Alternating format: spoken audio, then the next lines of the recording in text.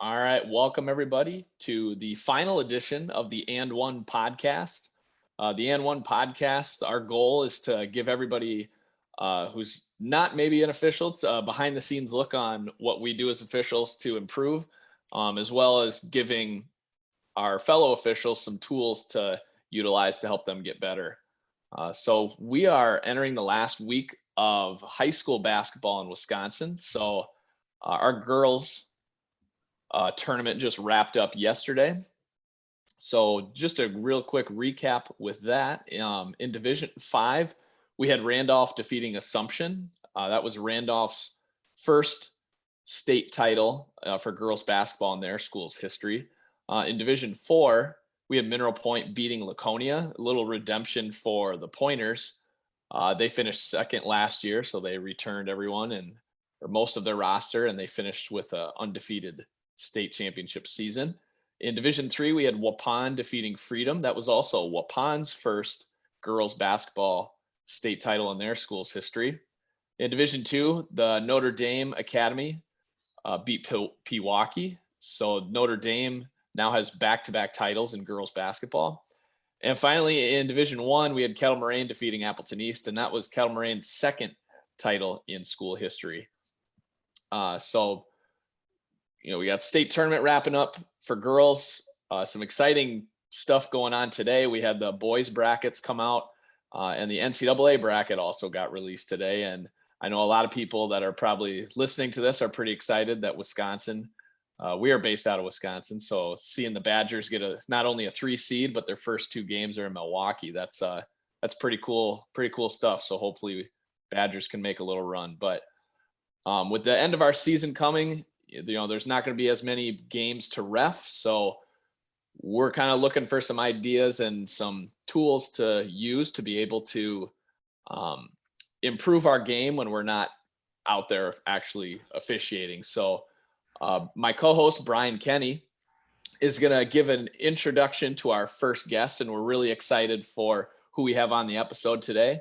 To give you a little insight, Brian is going to take this intro for our guest off the printed page. He's going to breathe life into it, and this intro will get simplified, clarified, and amplified back to you in a form where you will know who our special guest is. So we're very excited. Brian, you can go ahead and take it away from here. Yeah, so basically what Kent just did is he was imitating Greg Austin. Greg uses a lot of his own slogan and sayings, and Greg Austin has started a better official to help basketball officials get better, faster, using training video instruction. Founded in February of 2010, his YouTube channel has gained tremendous traction in the referee community, and his site, abetterofficial.com, has quickly grown with articles, video tutorials, regular free webinars, and tons of online courses. Greg has over 11 years of experience as a high school and collegiate official, but teaching basketball officials how to do it the right way is one of Greg's greatest gifts and pleasures. And Greg, I don't know if you know this or not, but you have a huge following in Wisconsin. Anytime you ever come out with your YouTube videos, they pretty much get pushed out to all of our officials throughout Wisconsin. So thanks for what you do. And Greg, what gave you the idea to start a better official, and what did you expect when you began that journey? Did you think it would be where it is today? Well, thank you for the introduction. I really appreciate it. Go Badgers! Yes. Yeah, go Badgers. Yes. On Wisconsin. Tremendous. Really excited to be here and join you guys for the show today. And we do definitely have a passion to help communicate with basketball officials and help them get better. And as we like to say, take control of their officiating career by giving them, content that it reinforces their understanding of the rules, mechanics, procedures, etc. Or it helps develop that skill. So we do have a passion for it. And believe me, when I started the YouTube channel, I had no expectation whatsoever. It was just about following intuition that more video instruction was necessary for basketball officials. I became the video instructor for a certain season at my high school association. And it's like, I'm bringing plays, we're looking at plays, we're talking about plays, we're analyzing plays as a group, which has become much more common since then. Back in the day, it was new to my association. And, it became obvious that officials' brains switched on with video instruction, with looking at plays, engagement rose, et cetera. Basketball officials looking at plays is a very natural way for us to interact with each other and to learn. So started doing that and realized, well, maybe I can, start creating some instructional material. And then as the years went by, creating different styles of content, et cetera. Of course, this past season, we have had two shows, essentially, our Basketball Rules Expert, which is a text-based show talking about rules breakdown of plays in a text format. Player A1 drives to the basket, is pushed by B2, and then this thing happens, et cetera. How do we adjudicate that play? That's a way to, breathe life, as we like to say, into the rules, bring them off the printed page, so that, we're talking about them, we're expressing them, and we're also using the rules book language as we do so, right? Creating an environment for officials that they can jump in, and it's like, yeah, I can immerse myself into this, and I can have a better understanding, and maybe, I know that, and I know that, and really, and there's a little something in there for we can learn as well. And then in addition, we love to break down plays, and we've have a show called 5 Play Friday, where we analyze, as we like to say, all of the things, right? The position of the crew, working the system, demeanor on the court, communication skills, habits, and fundamentals, right? Because that's the gold where we can make a real impact on our own game when we analyze our own game video and see the habits and fundamentals that we have or don't have and improve from there. So we've been live streaming throughout the basketball season. That's something new for me. And it's been super exciting and challenging. And so we're always pushing forward. But to answer your original question, when we first started, we were stumbling about in the dark and had no idea where we were ultimately heading. That's awesome to see it grow so much. Because it was only 2010. It's crazy that was 12 years ago already. But YouTube has grown too in the way that you can live stream and interact with people through chat. So that's all grown so much too, and it's awesome to see something that maybe, like you said, you were passionate about it and just start out for fun, and now it's a tool that everyone can utilize to get better and to watch film with. So like, Greg, when you break down a film, like obviously you have a lot of people tuning into your live feeds and your 5 Play Fridays, and they come to you because Greg has the answers. Like, oh man, I got to see this play. Greg will know what to do, right?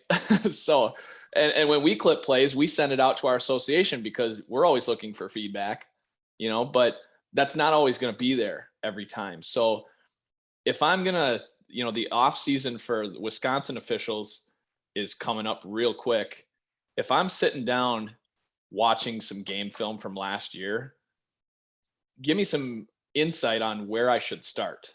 So if I'm watching my plays and I'm trying to break them down because Greg's not here to help me, how do I do that? Where do I start? And how do I go through a play? Well, always we start with our positioning on the court and whether we are working the system. We understand who we are responsible to officiate, what our primary coverage area is. We are officiating the players in our primary. We are exhibiting discipline in doing so and showing great habits and fundamentals that put us in the best position to properly adjudicate plays. If I have an open look on a play, I'm pretty confident that I'm a very good official. If I do not have an open look on a play and I have to guess about a play, I guarantee you I'm not a very good official. So always number one is, am I putting myself in the right place at the right time, looking at the right things? Because I have habits and fundamentals that put me there. And if I don't have those habits and fundamentals that put me there, if I have habits and fundamentals that put me someplace else, then I recognize, okay, this is where we have to start. We have to start with getting an open look on the plays that we are responsible to officiate. So that's always step one, right? Without a doubt. And then we start going from there. It's like, okay, I have the open look on the play. I put myself in the best possible position. I adjudicated the play correctly or incorrectly. When I see it now, I see that the defender slid under. Why was I giving enough attention to the defender on this play and not to focusing on the ball handler? Am I too focused on the ball handler? Can I see that in play? When I'm watching my game video, here's play 1, play 2, play 3, play 4. Am I looking, am I obvious from the video giving the defender the proper amount of attention on a play? Am I telescoping on a play that there's not really a competitive matchup? Am I not anticipating the next play that may come? Do I end up being surprised on plays? Right. And almost always when I am, it's because I have not put myself in the best position to anticipate the next play, et cetera. So when we analyze our game video, right? So let's say I am first year or second year official, and I'm really motivated. I want to be a varsity official. I'm not there yet, et cetera. And I want to improve. Obviously, I need to go to camp and get that feedback there. But all right, what video do I have available from my games? I don't know what your situation is there. I can always subscribe to NFHS Network and watch games that are on demand. Maybe some schools put it up on YouTube. Maybe you've asked a coach for a link or whatever, or you have just the video that somebody shot of you in one game, right?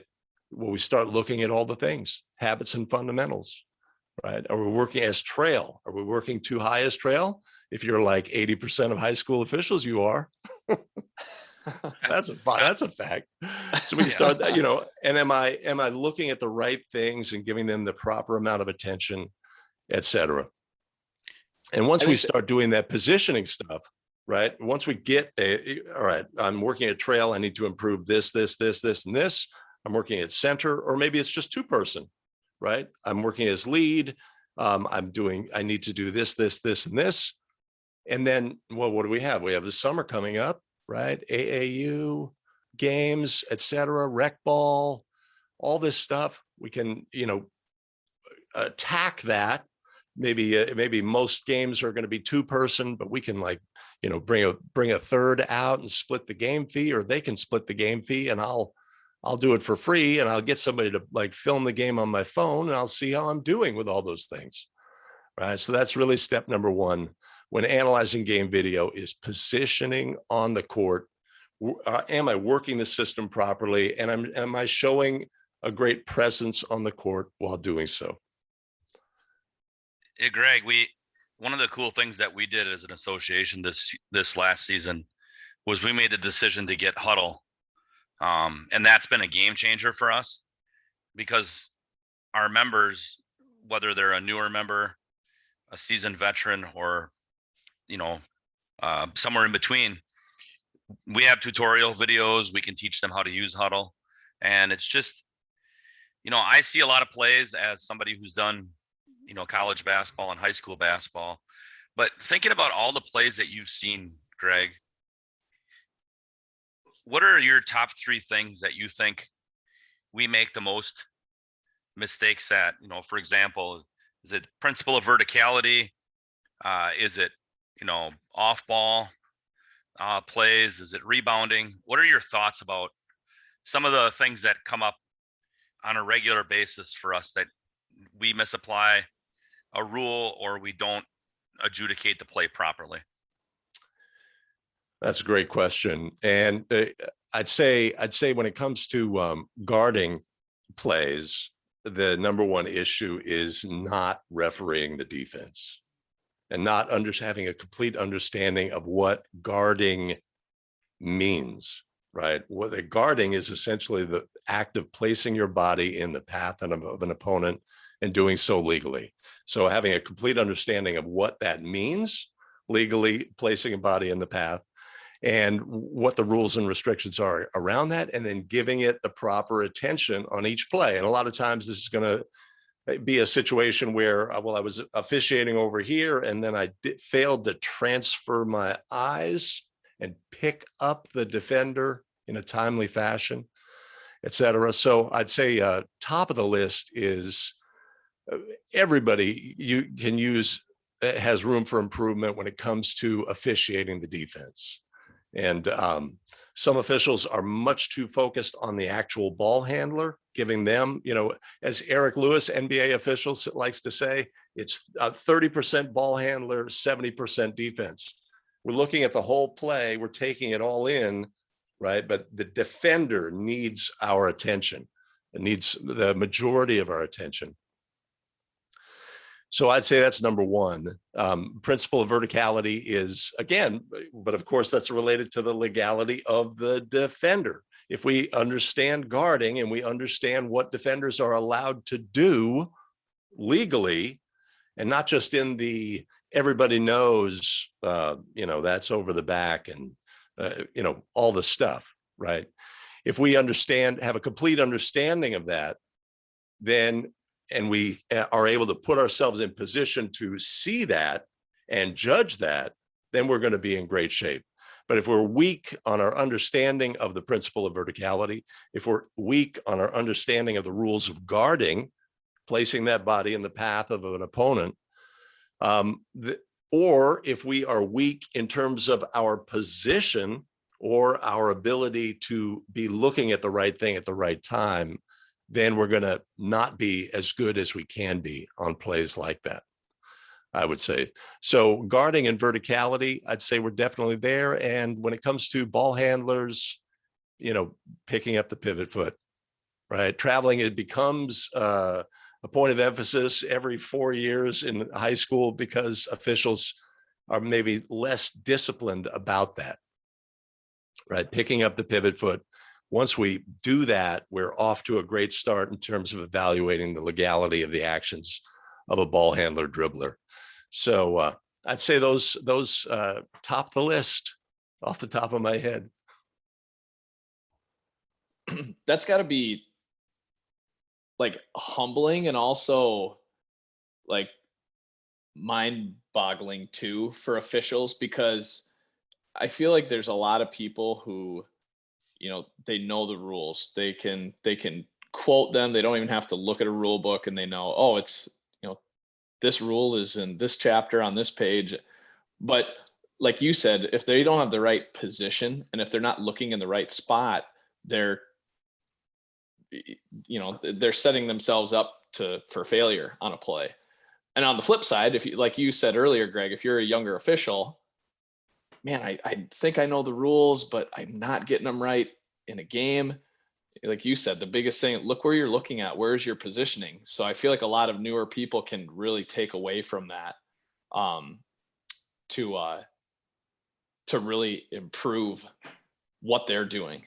Yeah. Yeah, they absorb themselves in the rule book, but it's like, nah, there's the science of knowing the rules, and then there's the art of positioning and knowing where you're supposed to look at and trusting the system. The system is so huge with working together. Yes. And when you're doing a game, Greg, you're trusting your partners, you're working together. Do you ever have moments in a game where something happens and you say to yourself, oh, I need to include that in one of my videos? Or how often do you take things away from your own game, and maybe you don't show video of it, but something happens in your game, it's like, ooh, I got to make sure I talk about that. Well, as the channel has developed, I mean, the great majority of plays, as I like to say, here are a great litany of plays that I've screwed up, and here's why I screwed it up, and here's what I learned from it, etc. So absolutely, it's like that would be a great play. I remember earlier this season, there was a 10-second backcourt situation where the ball is ping-ponging all over the place in the backcourt. And, ultimately the 10-second, it's just like, this is a great play to emphasize the fact that we have to keep that count going, right? So, but when it comes to new officials, I like to put myself in the shoes of the new official, right? So I'm brand new, and I'm going to be working these lower level games, and maybe I'm working with lower level officials, right? We're working the freshman girls game and the boys JV game, or I don't know how people start in Wisconsin. And boy, the game's really fast. Boy, it's coming at you. It's I think I have a firm understanding of the rules, but I forget to look at the pivot foot, and I just sort of like, sometimes plays happen and I don't know what to do, etc. Right. So, I mean, we have to recognize that it's challenging. And when we're experienced, it's easy for us to get separated from that fact that for younger officials. But also younger officials, what can they hold on to, right? They have this book. There's a mechanics manual, right? The official's handbook. They can read that. They can understand that. And then they go out on the court, and maybe we're not quite doing it like it says in the book. And okay, but I know that. And then there's the rules book, right? I can learn the rules, right? It's right there. I can learn the rules. I can study the rules, etc. But right in front of the rules book, like the first thing it says is these rules are created to create a fair game between the tall and the small, the big and the small, etc., and not provide an unintended advantage. But officials need to understand the rules, and they need to understand the spirit and intent of the rules. All right, great. I'm a brand new official. What the heck does that mean? I don't know the spirit. What do you mean? Spirit and intent? And the block charge play, right? I think I have an understanding, but I need to see a lot of block charge plays and know how to adjudicate those plays. And I need experience doing that. And I need experience in all of the things, like the violation. There's ball handlers in the backcourt and there's no pressure, and they kind of put their hand under the ball. Am I supposed to call that? Is that an illegal dribble? Or is it not? How do you call the game? I don't know. I need to know how to call the game. But something that young officials can do is learn the rules.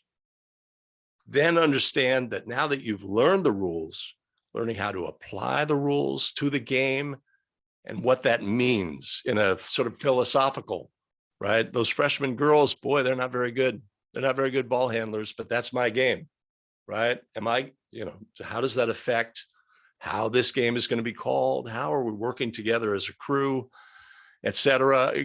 Provide guidance for me, veteran partner, and let me know how we're supposed to officiate this game, etc.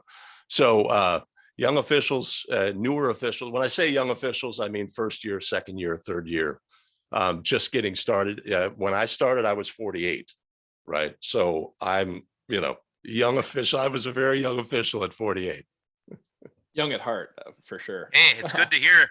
It's good to hear that a young official is 48, because I'm 49, gonna be 50. So I'm hitting the 5 club.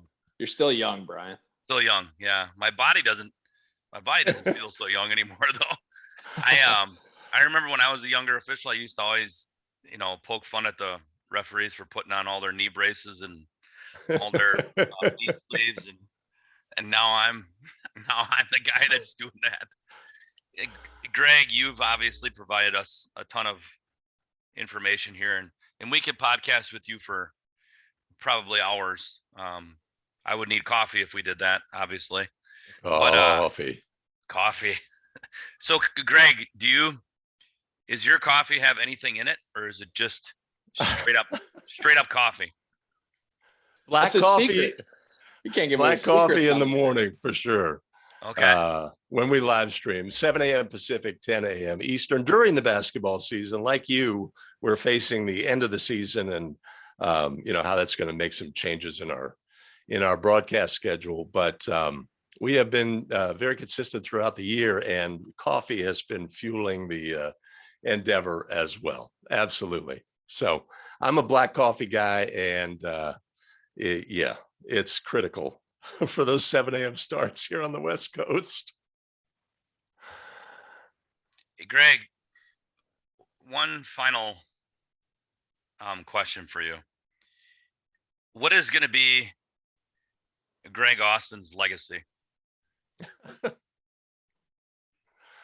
Well, that's well, I'll tell you what. So when I first started my YouTube channel, there was a YouTube channel from Southern California called Desert Valley Basketball Officials Association. I've heard of that. Yeah, Yeah, and I've heard of that. they were, I mean, I as a young official, I could not wait until the next video came out. They Yeah. did full game videos with now it's very commonplace with the shot clock, with the game clock inset, and show the shot clocks as well in here in California.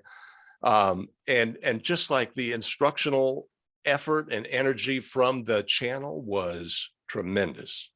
And that inspired me as a basketball official. It inspired me as a creator of video content.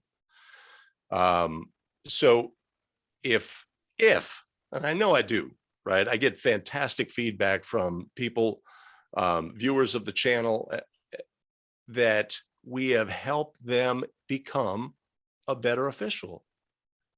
And in this profession, that's really all we've got. Everything that I know, I learned from somebody else, right? I'm not making stuff up. I'm just absorbing, soaking, the lessons we've learned when we were brand new, and somebody gave, and they gave us a piece of information that, oh man, that clicks. That resonates with me. So I recognize I'm going to improve, etc. Right. And the other thing is, the feedback we get is that people have confidence when they enter the court, that they can adjudicate any play that comes up, right? They have a firm understanding of the rules, from rules instruction, etc. And confidence, of course, for basketball officials is a spiral. We start out, we're a young official, we are not confident. We are deferring to our veteran partners. We're like just trying to get a foothold. The game's really fast. And then at some point, boom, things just slowed down just a little bit. And I got that play right. And I know I got that play right. Hey, I can do this. I can do this. And I can also recognize, you know what? This game needs me. This game needs me to be really good. So I'm going to be really good for this game. Right. And now I'm more confident. Right. And then I go to camp, I get broken in half, I have to pick up all the pieces. Yeah, I feel confident, but I'm not very good. Now I know I'm not very good. I'm going to start putting those things together.